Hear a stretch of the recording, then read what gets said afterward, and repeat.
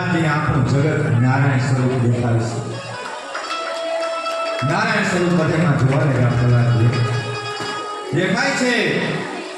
એવી જ રીતે આ રોગની શક્તિ એટલી છે. જે ભક્તિ કરતા પ્રહલાદજીને સર્વમાં નારાયણ દેખાય એમાં શું નવાય છે? એમ કહેવાય છે કે આ બધા દુષ્ટો રાક્ષસો દાનવો પ્રહલાદજીનો વાળ પણ વાકો કરી શક્યા નહીં. પ્રહલાદજીને મારવા ઘણા બધા ઉપાયો કર્યા, પણ કંઈ વળતું નથી. સર્વને ભગવત ભાવથી જો બાળકને બદલે બાળકૃષ્ણ પધરાવો તો ઘણીઓ મળશે.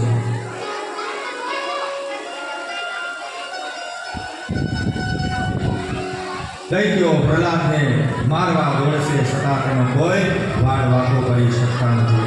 આ પ્રહલાદજીની દિવ્ય ભક્તિ છે. ભગવાન પ્રહલાદજી ભગવાનનો લાડીલો ભક્ત છે. પ્રહલાદ નિર્ભય છે, અંદર કંઈ ભય નથી. પ્રહલાદજીને મારવા અનેક ઉપાયો કર્યા એમ કહેવાય છે. તે હાથીઓથી એને કચડવામાં આવે છે, ઝેરી સર્પોના કૂવામાં નાખવામાં આવે છે, પર્વત ઉપરથી એમ કહેવાય છે કે એને ફેંકી દેવામાં આવે છે, માયાના પ્રયોગથી એના ઉપર પ્રયોગ કરવામાં આવે છે, ઝેર આપવાથી, ઊંડા ખાડામાં નાખવાથી, પાણીમાં ડુબાડવાથી, અગ્નિમાં નાખે છે. અનેક ઉપાયો કર્યા પણ પ્રહલાદજી કોઈ સાહેબ મળતો નથી. પ્રહલાદજીનો કોઈ વાળ વાકો કરી શકતો નથી. આથી હિરણ્યકશિપુને આશ્રય થયો કે આ બાળક કંઈક જાદુ કરશે, આ બાળકમાં કંઈક છે. હિરણ્યકશિપુને સમજાણું કે આમાં કંઈક જુદું છે, કંઈક તત્વ છે. આથી તેણે હુકમ કર્યો કે આને જે અંધારી કોટડી હોય, કેદખાનું હોય, એમાં એને પૂરી મેળવે. આને કોઈ અન્ન આપજો, આને કોઈ પાણી નહીં આપતા, અને પૂરેપૂરો તમે એના ઉપર પેરો રાખો. પ્રહલાદજીને અંધારા કોટડીની અંદર એમ કહેવાય છે કે બેડીઓથી બાંધી અને પૂરી દેવામાં આવ્યા છે. પણ તેને જરાય બીક નથી. શાંતિથી ભગવાન કૃષ્ણનો એમ કહેવાય છે કે કીર્તન કરે છે, સુખમાં ભગવત કૃપાને અનુભવ કરે છે. સાધારણ વૈષ્ણવ, પરંતુ દુઃખમાં ભગવત કૃપાનો વધારે અનુભવ થાય છે. મહાન વૈષ્ણવ છે. દેવકી વસુદેવ ઉપર કેટલું દુઃખ પડ્યું, છતાં તે ધીરજને છોડતા નથી. આપણા ઉપર સહેજ દુઃખ આવે તો આપણે અકળાઈ જાય છે, નહીં કહીએ છીએ કે આપણે મરી ગયા. જીવના 10 વર્ષ મરી જીવતા હતા. અતિશય દુઃખમાં પ્રહલાદજી વિચારે છે કે મારા ભગવાન મારી સાથે છે, તો મારે શેની દુઃખ? તો આવી રીતે ભગવત પ્રેમને દેહ ભાન રહેતું નથી. ખાવા પીવાની તો પછી પ્રહલાદની કોઈ વાત નથી. માલિકનો એક નિયમ છે કે જગતમાં એક પણ જીવ ભૂખો ન રહે. નારાયણનો નિયમ છે. નારાયણ બંધાયેલો છે કે આ જગતની અંદર જેટલા જીવ છે એ કોઈ ભૂખા સુવા ન જોઈએ. ભૂખા સુવા ન જોઈએ. તો જગતમાં એક પણ જીવ ભૂખો હોય તો વૈકુંઠમાં ભગવાન ત્યાં સુધી ભોજન કરતા નથી. ત્યાં સુધી ભગવાન એમ કહેવાય છે કે 56 ભોગ આરોગતા નથી. એનું નામ શું છે કે વિષમભર. નારાયણનું બીજું નામ વિષમભર. આખા વિશ્વનું જે પેટ ભરે એનું નામ વિષમભર.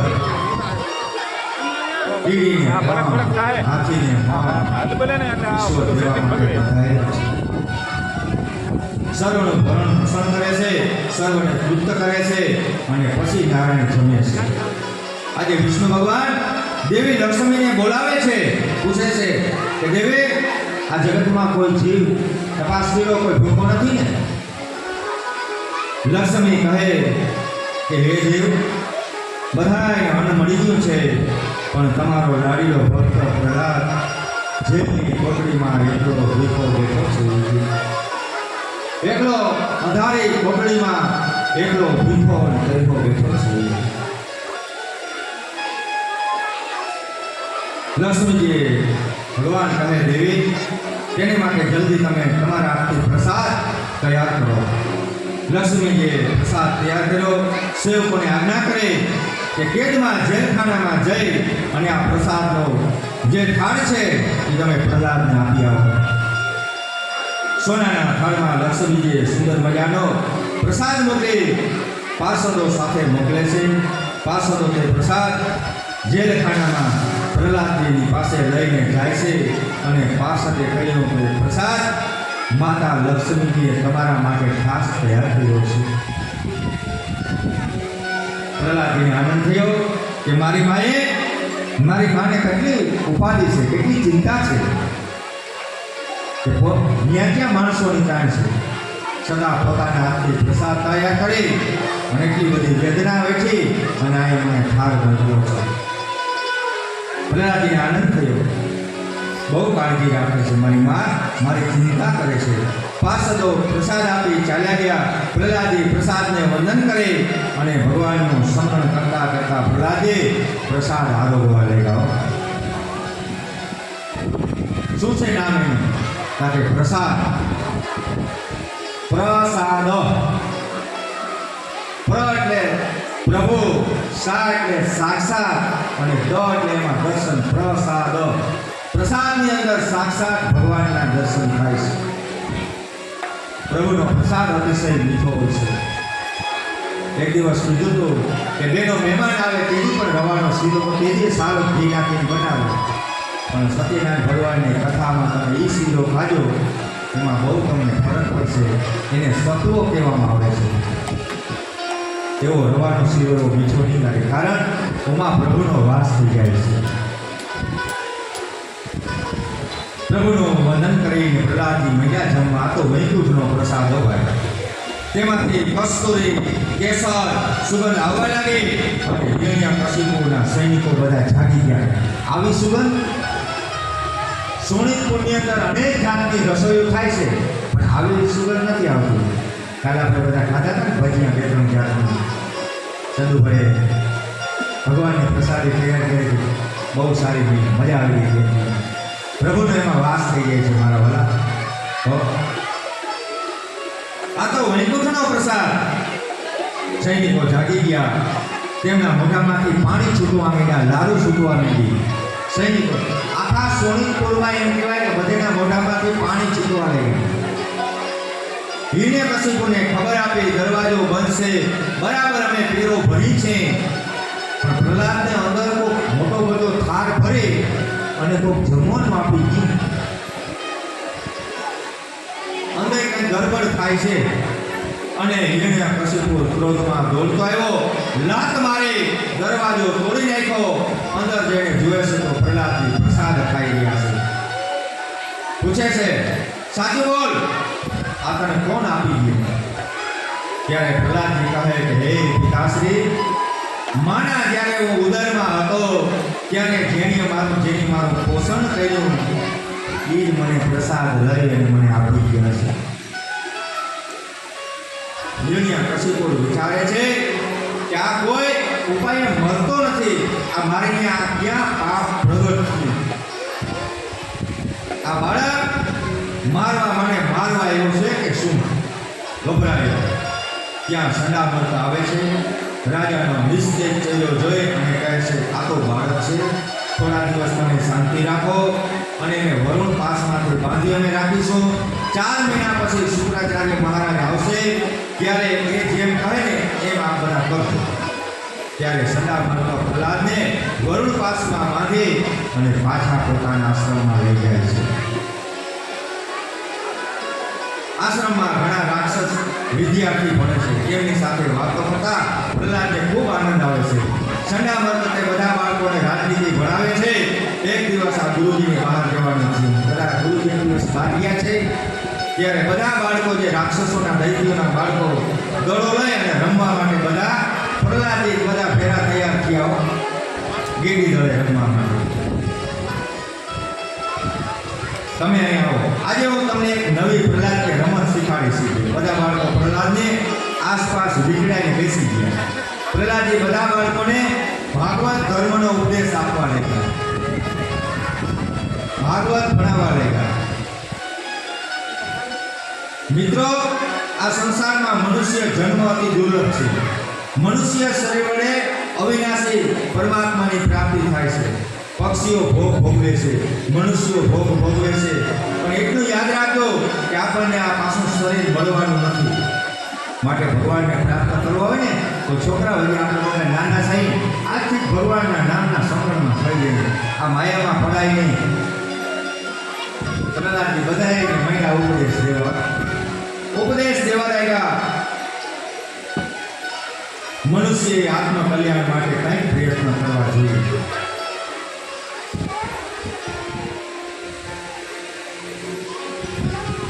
આવી રીતે પ્રહલાદજીનું ચરિત્ર આપણને બધાને બોધ આપે છે કે મનુષ્યએ નાનપણથી પ્રભુનું ભજન કીર્તન કરવું જોઈએ.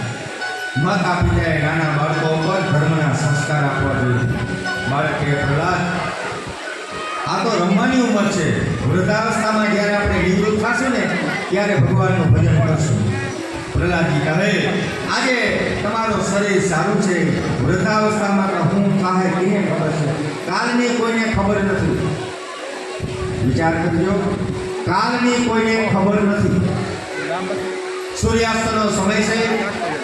થોડી શાંતિ રાખી, થોડી. હવે આ ખાલી 10 મિનિટની કથા છે. તો એમ કહેવાય છે કે હસ્તિનાપુરની અંદર ભીમસેન મુખ્ય દ્વાર ઉપર બેઠો છે. અંદર બધી સભા બેઠી છે અને બધા અંદર યોદ્ધાઓ બેઠા છે. ત્યારે હસ્તિના સૂર્યાસ્તનો સમય છે. ત્યારે ભૂદેવ પધારે છે, બ્રાહ્મણ પધારે છે.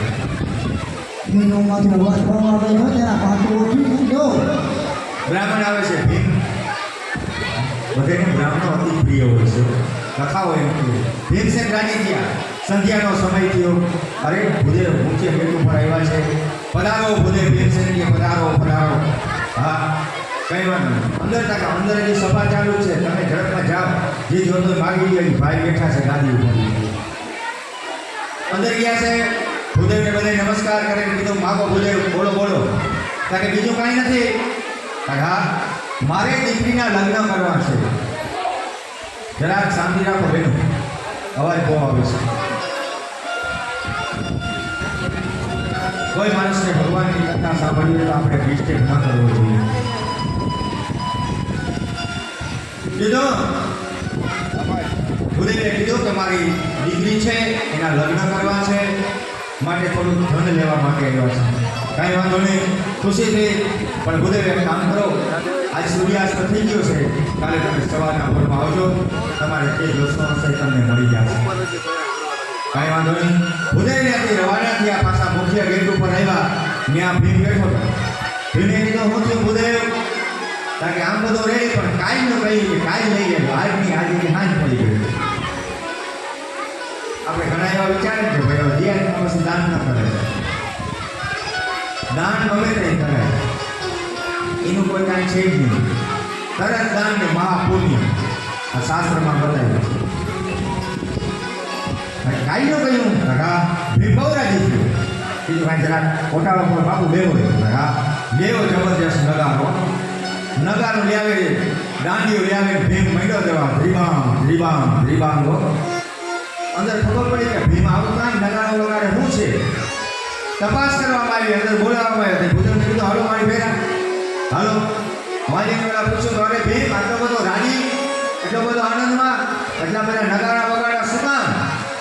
આનાથી બીજો મને આનંદ શું હોય? કારણ હું કારણ કે મારા મોટા ભાઈ ધર્મને કાયની ખબર પડી ગઈ કે કાય બુદ્ધિ હજી હું જીવતો રહી. કાય બુદ્ધિ તમારા ભાઈને કંઈ ખાવાનું જ નથી. અને ધર્મરાજા મોરા પડી ગયા, ના ભાઈ મને કાયની ખબર, કલાક પછી મારે હું થાય એ ખબર નથી. તો ભૂદેવને કાયને હું કામ કર્યું? ત્રાવીમાં શરણાગત. ધર્મરાજાને કીધું, ભાઈ ભીમ સાચો જાઓ, હટાને ભૂદેવને આપી દીધું. કાંઈ નહીં, કોઈને કંઈ ખબર નથી. આજનું કાર્ય આપણે આજે જ કરીશું. કામ કે માથે કાચા સૂતરના કાકડામાં લટકતી એક તલવાર ક્યારે પડશે ને ક્યારે આપણો કાળ આવે એની કાળની કોઈને ખબર નથી. આજનું સંકર્મ આપણે આજે જ કરી લઈએ. એની ભીમસેનને એક દિવસ પોતાનો અહંકાર અભિમાન આવ્યું છે. 5 પાંડવો છે, 14 વર્ષનો એમ કહેવાય કે વનવાસ ઝૂકતું રહીમાં હતા. વનવાસ ગાળે છે એમાં બધો સર્વસ્વ હારી ગયા છે અને વનવાસ મેળવ્યો. જંગલમાં બધા ફરે છે ઝૂંપડી વાળી અને ભીમસેન છે ને શિવલિંગ બનાવે નામે આવી છે. શિવની પૂજા કરે. શિવ ઉપાસક હતો, શિવનો મહાન ભક્ત હતો. સમય જતા સમય પસાર થાય છે. એક દિવસ બપોરનો સમય થયો. કુંતાજીએ કીધું કે હાલો છોકરાઓ, બપોરનો સમય થઈ ગયો, હાલો બધા જમવા પધારો જંગલમાં. હવે જંગલમાં તો શું હોય? ફળ ફળાદી અને ભાજીઓ બાફેલી આવું બધું હોય. એમ કહેવાય છે કે 4 ભાઈ ઊભા થઈને ફટાફટ આસન ઉપર બેસી ગયા અને ભીમ આમ કરે, કાંડા ખડાવ્યો. ભીમ મીડો કાંડા ખડાવવા. શું છે ભાઈ? માતાને ખબર નથી કે હું જ્યાં સુધી હું કોઈ સામે મલપુષ્ટિ ન કરું ત્યાં સુધી મને ખાવું ન ભાવે. ભીમ ભૂખારો બહુ હતો પણ ભીમમાં બળ બહુ હતો. બળની એને ખંજવાર બહુ હતો અને બળનો એ અભિમાન હતો, અહંકાર હતો.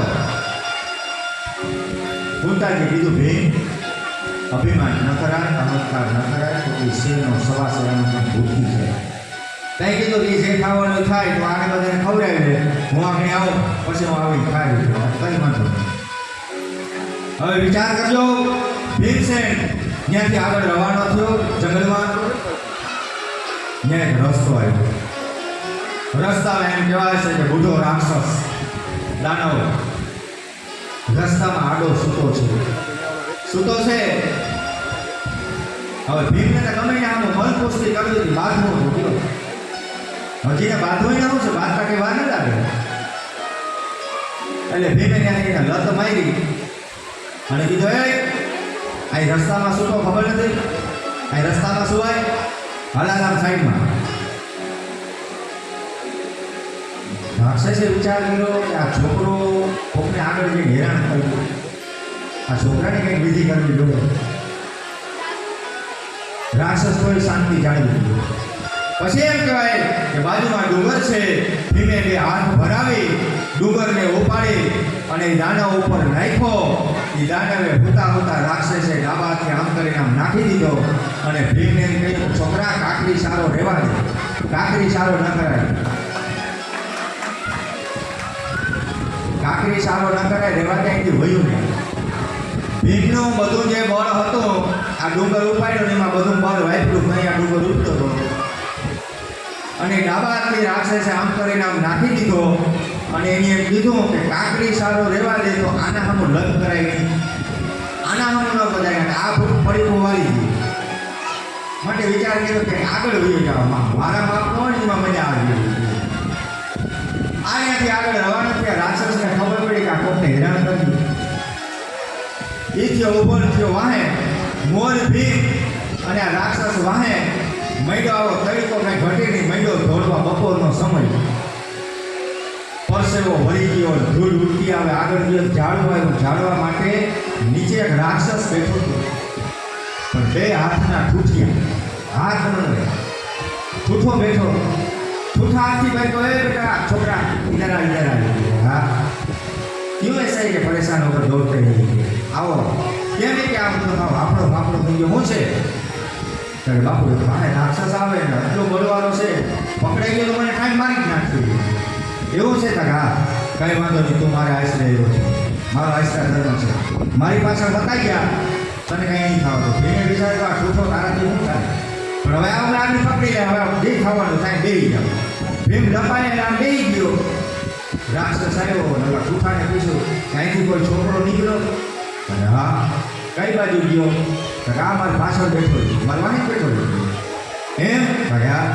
રાક્ષસે હાથથી ભીમને પકડવા ગયો અને ડાબા હાથથી ઓલા ઠૂઠે એવું ઠૂઠું માર્યું. રાક્ષસ ધડ પૃથ્વી ઉપર પડી ગયો. પૃથ્વી ઉપર પડ્યો ને ઠૂઠે આમ દબી રહી. પણ ભીમને કીધું, મારો દીકરો ખાવ નહીં રહે કે વયું જાય, જરાય ઉતાવળ ના કરજે, આ હવે દીકરી નહીં હવે. ભીમના વિચારનો કોઈ પાર ન કરે કે અરે આ શું છે? આ કંઈ સપનતા નથી જોતો નહીં. ભીમે ત્યાંથી પૂછ્યું આવ્યું, ભાઈ ઘણો બધો દૂર નીકળી ગયો. હવે ભીમને ઝૂંપડીએ જવું પડી, મારે બી ન લેવાય અને જવાય પાછું એ જ મારે ઘરનું. ધીરો ધીરો રૂંઢાનો સમય થયો, લપાતો લપાતો ને ઠૂઠા કરે એવું.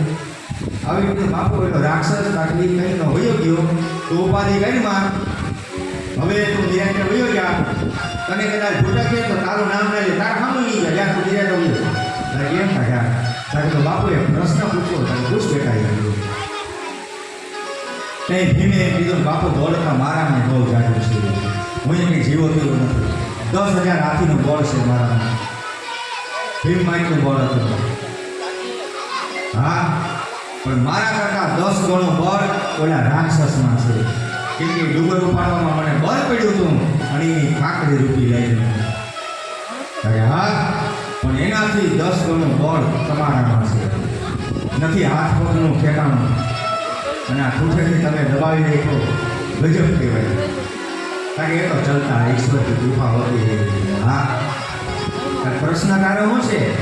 કારણ કે તમારાથી બળવાન કોણ છે? તમારા હાથ કાપી નાખ્યા.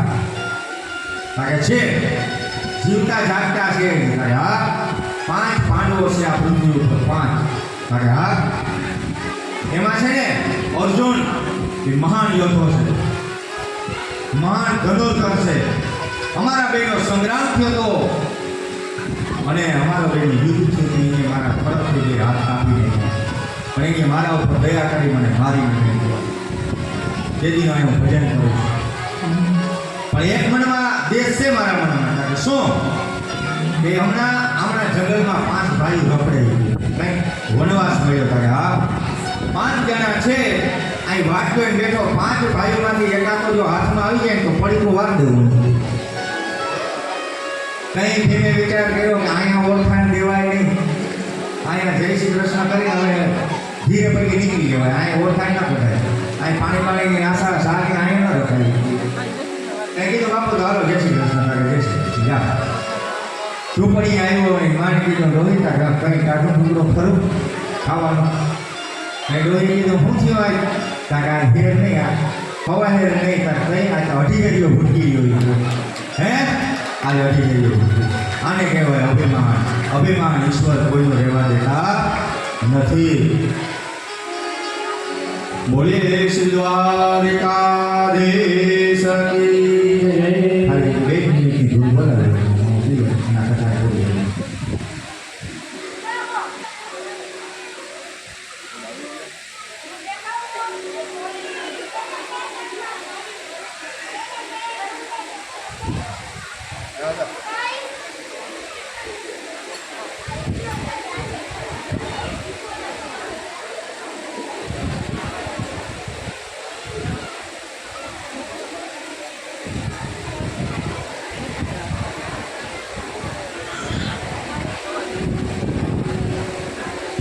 બોલો દ્વારિકાધીશ.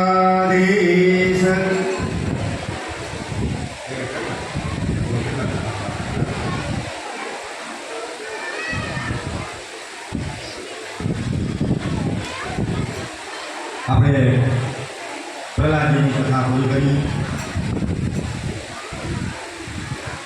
આવી રીતે બાળકો અને પ્રહલાદજી રમત કરે છે અને બધાને સમજાવે છે. પ્રહલાદજી કહે તમારું શરીર વૃદ્ધ થાય ત્યાં બધું વાત જોવી આ બધું નકામું છે. જુવાનીમાં મદ આવે છે, મનુષ્ય તે સમયે લાડ ગળાવે છે, બાળકો કહે પરમાત્માને પ્રસન્ન કેવી રીતે કરવા? ત્યારે પ્રહલાદજી કહે એક જ વાર પરમાત્મા સર્વમાં રહેલા છે તેવી દ્રષ્ટિએ પ્રથમ તમે કેળવો કે સર્વમાં જગતમાં તમે ઈશ્વરને જુઓ. જગતને પ્રસન્ન કરવો તે કઠણ છે, પણ ભગવાનને પ્રસન્ન કરવા હાવ પહેલા છે. તમે તમારા દૈત્યપણનો ત્યાગ કરો, આસુરી ભાવનો ત્યાગ કરો, સર્વ પ્રાણી ઉપર દયા રાખો, પ્રેમ રાખો, ભાવ રાખો અને ભગવાનને પ્રસન્ન રાખો. બાળકો પૂછે કે પ્રહલાદ અમને તો ભગવાન દેખાતા નથી, તું તેનું ધ્યાન કેવી રીતે કરવું? પ્રહલાદ કહે ભગવાનનું ધ્યાન કરો, તન્મય થાવ, જેને જગત ન દેખાય તેને ભગવાન દેખાવો. પ્રહલાદ દૈત્ય બાળકોને હું તમને જે કહું ને એમ તમે કરવા લાગે. મને નારદજી આ બધું શીખાયું છે. બાળકો પૂછે કે તારી ઉંમર નાની છો તો નારદજી ક્યારે મળવા ગયા હશે? પ્રહલાદજી કહે કે મારા પિતાજી મંદરાચલ પર્વત ઉપર તપ કરવા ગયેલા ત્યારે ઇન્દ્રાદી દેવતાઓ દાડો ઉપર ચડાઈ કરી હતી. ઇન્દ્ર મારી માને કેદ કરીને લઈ ગયો હતો. રસ્તામાં ઇન્દ્રને નારદજી મળ્યા. નારદજી ઇન્દ્રને કહ્યું કે ત્યાગુને તું છોડી દે. એટલે ઇન્દ્રે મારી માને છોડી દીધી. મારી માતા નારદજીના આશ્રમમાં ગઈ ત્યારે હું મારી માતાના ઉદરમાં હતો. માતાજીએ સંતોની ઘણી સેવા કરી. મા કથા કીર્તનમાં પણ જતી અને સખી મંડળની બહેનો જેમ સત્સંગ કરે ને એની માતા સત્સંગમાં જતા. બોલો શ્રી નીલકંઠ મહાદેવની. આ બધી કૃપા આપણે નીલકંઠ મહાદેવ સતી મંડળની બહેનોની છે કે જેથી કરી એને આપણે બધા કથા મંડપની અંદર બેઠા છીએ.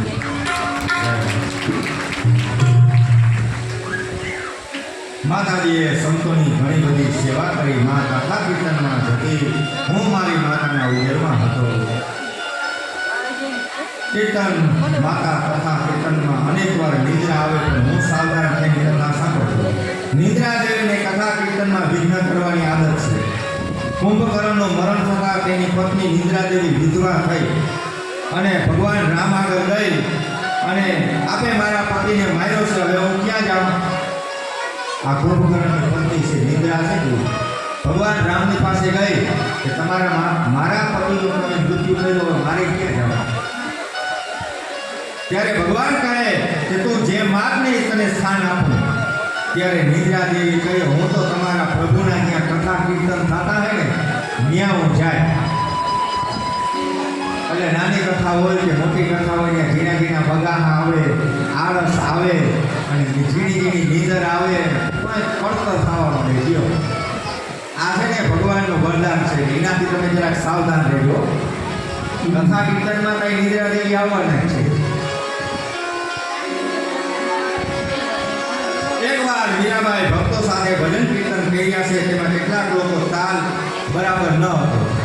જ્યાં શરીરનું ભાન નથી ત્યાં તાલનું કેવી રીતે ભાન છે? બીજા ભૂલે ન ભૂલે તે કોઈ મોટા અક્ષરે ત્યાં સુંદર મજાનું લખ્યું કે તાલ સે ગાના. આ બધાને તાલમાં ગાવાનું છે. જ્યાં પેટી ને તબલા ને બેજો વાગતો હોય ને એ તાલમાં જ ગાવું પડે. આમાં એક શબ્દ તમે બે તાલ થાવ તો આમાં બધું ભમાઈ જાય. આ બધું દિબાંગ કણર દિબાંગ ખાવા આવે. આ બધું તાલથી આવે. જો આપણે કથા ચાલુ થાય ને બાપુ પેટીનો શું દઈએ? બાપુ 3 કાળે રાખો કે 4 કાળે પેટી રાખો. એ કાળો દબાવે અને આપણા તપલસિંહભાઈ છે ને જીવારીનો મેળ કરે. 4 કાળે જીવારી નહીં લેવી. એ ઊંચા નીચે હોય તો 2 તાલ થાય. આ બધું તાલમાં જ હાલે. આ સંસાર છે ને એ જરાક આપણા ઘરનો સંસાર એ તાલમાં આવે ત્યાં બધું વાંધો નહીં, પણ એમાં જરાક જો 2 તાલ થાય એટલે ઘરમાંય બધું બગડી ગયો. એટલે 2 તાલ ના થવા દો. ત્યાં કોઈ લખ્યું છે કે તાલ સે ગાના.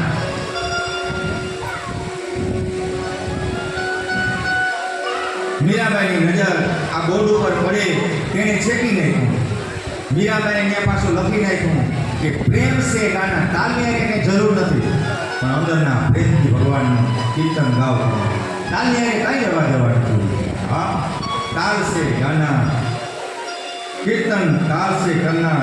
કીર્તન કરવાથી મનનો મેલ છે ને ખોવાઈ જાય ને આપણું હૃદય શુદ્ધ થાય છે. પ્રેમથી પ્રભુના નામનું કીર્તન કરશો ને ભગવાન રાજી થશે. તમને ભગવાનના દર્શન થશે. જે આંખથી જગત દેખાય છે ને એ આંખથી ભગવાન દેખાતા નથી. પ્રહલાદજીના કહેવાથી બધા બાળકો પોતાની આંખોને બંધ કરે છે. પ્રહલાદજી બધા બાળકોને હાથ અડાડે છે, શરીરનો સ્પર્શ કરે છે. તેથી તેને તે જ દેખાયું આ બાળકોમાં.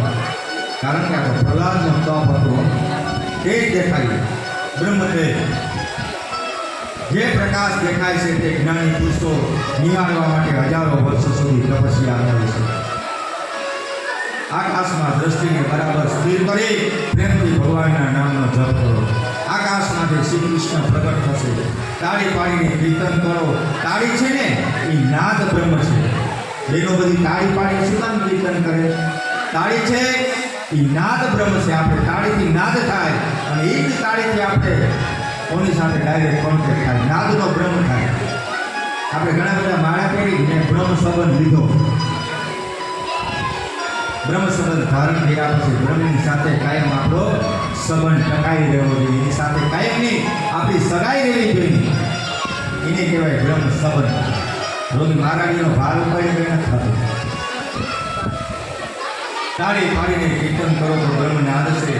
પ્રભુ કીર્તનમાં તાળી પાડવાથી બ્રહ્મનાદ થાય છે. બ્રહ્મનાદ નાદ બ્રહ્મ એક થાય તો પરમાત્મા પ્રગટ થાય છે. નાદ બ્રહ્મ સાથે બ્રહ્માંડનો સંયોગ થાય છે. તે સમયે પ્રભુનું પ્રાગટ્ય થાય છે. માટે તાળી પાડી અને કીર્તન કરજો. કેટલાકને તાળી પાડવામાં શરમ આવે છે, ત્યારે ભગવાન ખોટું લાગે છે. મેં બે હાથ આપ્યા છે પણ તે મારા ભજન કીર્તનમાં તાળી નથી પાડતો. કંઈ વાંધો નહીં, બીજા અવતારમાં મારે હાથ જોવા. એ ધ્યાન રાખજો, તાળી પાડજો, નકર કંઈ ભગવાનમાં ફેરફાર કરી દો. હાથ કઈ લોકો હીરામાં નથી દીધા. આ તો મારી ભૂલ છે કે મેં બે હાથ આપ્યા. પ્રહલાદીએ તાળી પાડી અને મધુર મહામંત્રનું કીર્તન શરૂ કર્યું. તે સમયે તેમાં બધા બાળકો જોડાઈ ગયા છે. હરે રામ હરે રામ રામ રામ હરે હરે.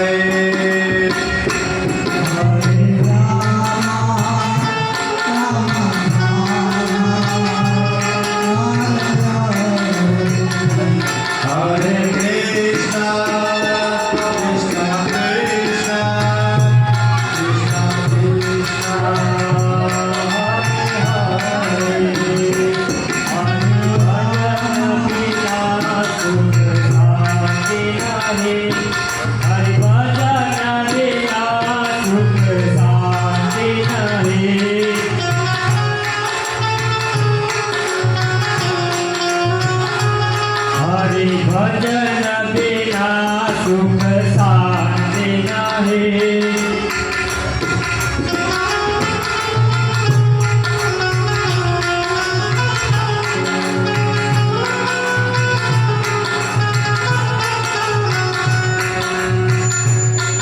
બોલો દ્વારિકાધીશ.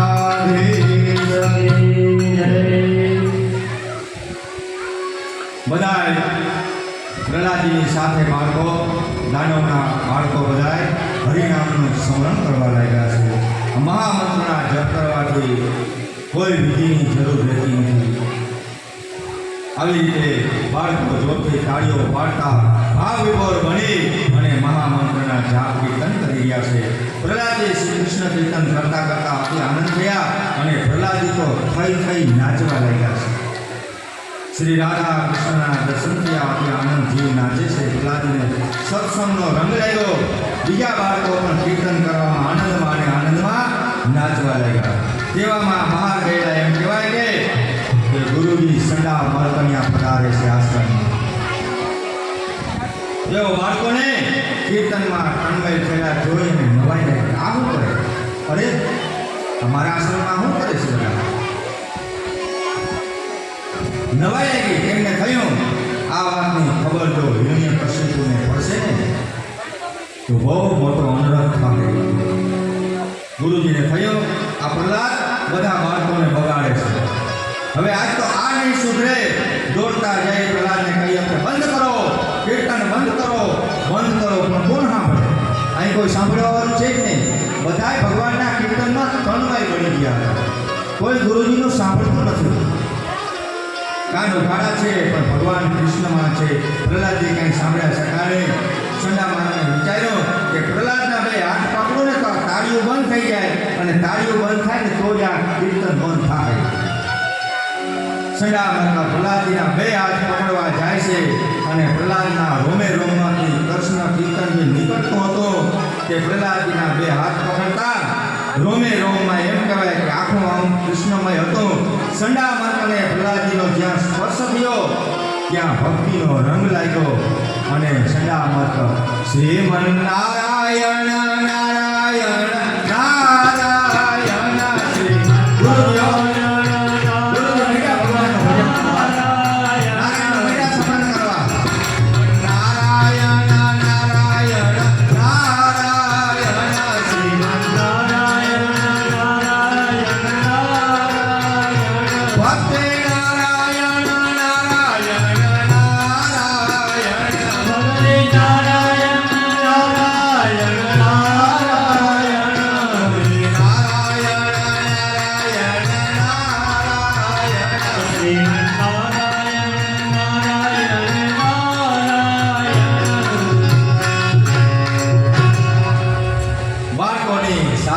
ગુરુજી મૈયા નાચવા, મૈયા ગાવા અને ભગવાનનું મૈયા કીર્તન કરવા.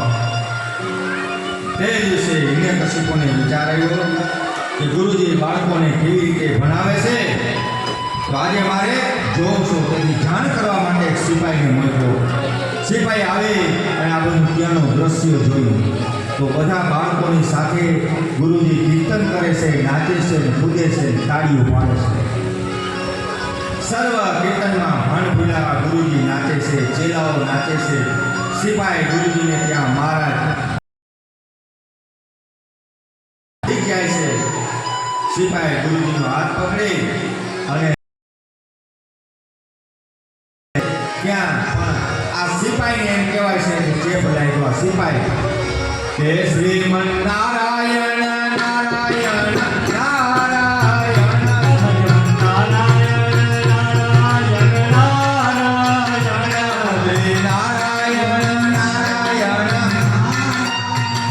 ભક્તિ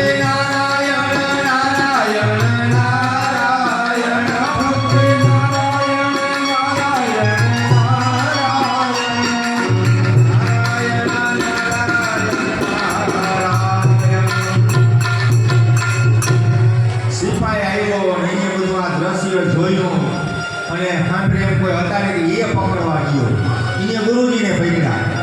ગુરુજીનો એમ કે એવો કરંટ લાગ્યો, પાવર એટલો ઘોડો તો જબર જ હતો, પાવરનો થયો 66 કેવીથી મોટો હતો. અને જેવો કરંટ લાગ્યો ને ત્યાં સિપાહીએ ફેરો નારાયણ નારાયણ.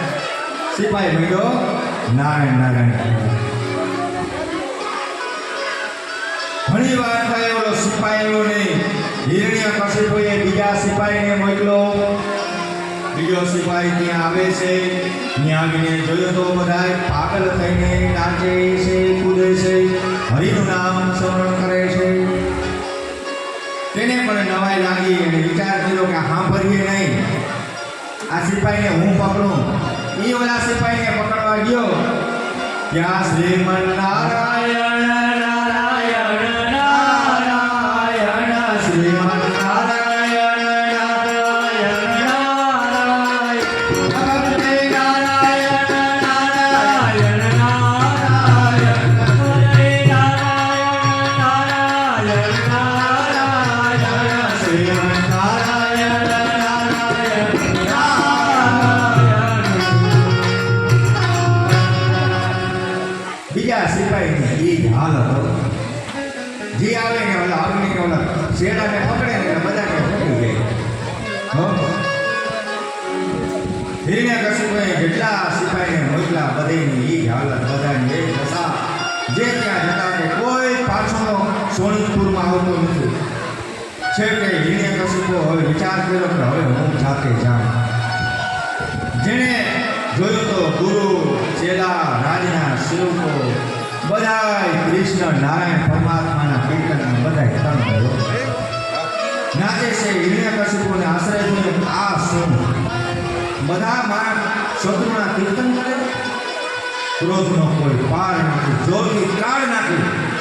આ બધું શું માંડ્યું છે? આશ્રમમાં શેની ધમાલ માંડી છે? આમ કહી પોતાના એક સિપાહીનો હાથ પકડી અને તેને ખેંચવા જાય છે. અને હિરણ્યકશિપુના સ્પર્શથી કોઈ જાતનો ચેપ લાગતો નથી. હવે નહીં ગૌરવ. હિરણ્યકશિપુને કરંટ ના લાગ્યો, એને પાવર ના લાગ્યો. કેમ? શું કામ? કારણ કે શેડો જ ભાવ ફેલ હતો. શેડો ફેલ હતો ભાવ, એમાં કરંટ જાય નહીં. કીર્તન બના થંભી જાય છે. ગુરુજી પિતા પિતા સર્વ હકીકત હિરણ્યકશિપુને જણાવે છે. હિરણ્યકશિપુ ક્રોધે ભરાઈને પ્રહલાદને કહેવા લાગે છે, હજુ પણ તું મારા શત્રુનો, તું મારો દીકરો નથી.